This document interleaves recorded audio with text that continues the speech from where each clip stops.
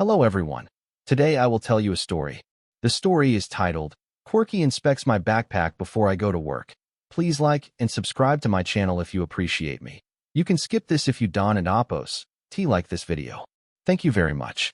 The story begins as follows. Every weekday morning in my house begins almost the same way. The alarm rings. I pretend not to hear it. Then reality wins. I slowly sit up, stretch, and immediately feel a pair of bright, curious eyes staring straight into my soul. That's Corky, my dog, my shadow, and apparently my self-appointed morning supervisor. Corky knows my work routine better than I do. The moment I swing my legs off the bed, his ears perk up. When I walk toward the wardrobe, his tail starts wagging like a tiny helicopter. And when I reach for my backpack, that's when the real show begins. Today was no exception. I placed my backpack on the floor to pack my usual items: laptop, charger, notebook, lunchbox, and keys. I turned around for maybe 3 seconds, just 3, and when I looked back, Corky had already shoved his nose deep inside the bag. "Corky, what are you doing?"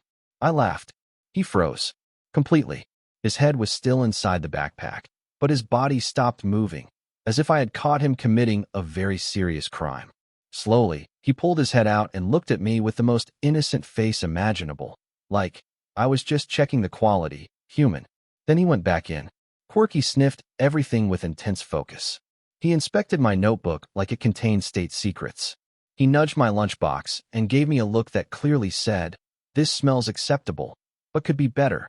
He even tried to pull out my socks, which I had packed earlier without realizing. At this point, my morning vlog voice naturally turned on in my head. "Good morning, everyone," I imagined saying to the camera.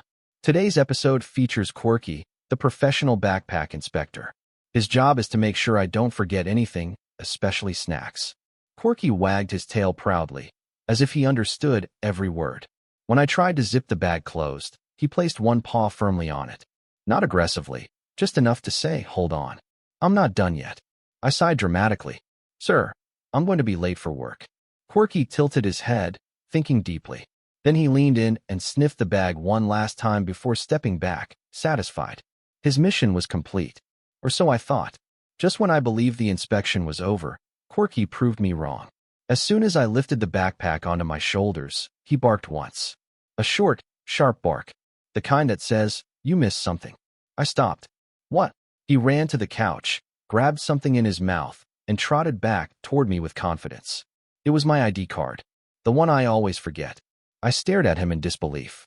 "Corky, you're kidding me." He dropped it at my feet and sat down, chest out, tail wagging slowly. Pride radiated from his entire body. In that moment, I felt two things at once: gratitude and embarrassment. My dog had just saved me from an awkward day at work, and he knew it. "Thank you," I said sincerely, bending down to pat his head.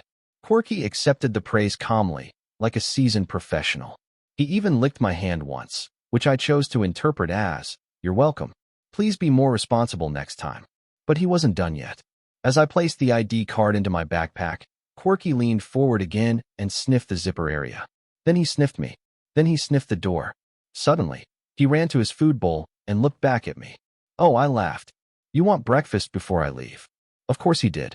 I poured his food, and he ate quickly, but not too quickly. Between bites, he kept glancing at me, making sure I wasn't sneaking out without saying goodbye. When he finished, he walked back to the door and sat right on my shoes. My shoes. The final obstacle. "Corky," I said softly, "I really have to go now." He looked up at me with those big eyes. Not sad. Not dramatic. Just full of quiet attachment. He stood up slowly, stepped aside, and gave me space. I knelt down, hugged him, and whispered, "I'll be back later, okay?" He wagged his tail gently. One last inspection complete. Emotional security confirmed. As I stepped out and closed the door behind me, I realized something important. My mornings weren't just routines anymore. They were shared moments. Small, silly, loving moments that made even an ordinary workday feel warmer before it began. Corky checking my backpack may look like a funny, adorable habit, but it reflects something deeper about our everyday lives. In today's fast-paced world, we often rush through mornings, thinking only about deadlines, responsibilities, and stress waiting outside the door. We forget to slow down. We forget to check in with ourselves and with those who care about us. Quirky's inspection is his way of being involved, of saying, I care where you're going and whether you're prepared. In real life, this reminds us how meaningful it is to pay attention to small details. Preparing carefully, double-checking, and being present can save us from unnecessary stress later. More importantly, Quirky teaches us the value of connection.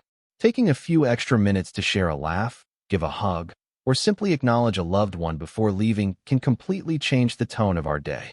These small rituals build emotional stability and happiness over time. So my advice is simple: slow down when you can. Create gentle routines. Let the people, or pets, who love you be part of your daily life. Because sometimes, the best life lessons come from a dog who just wants to check your backpack before you go to work.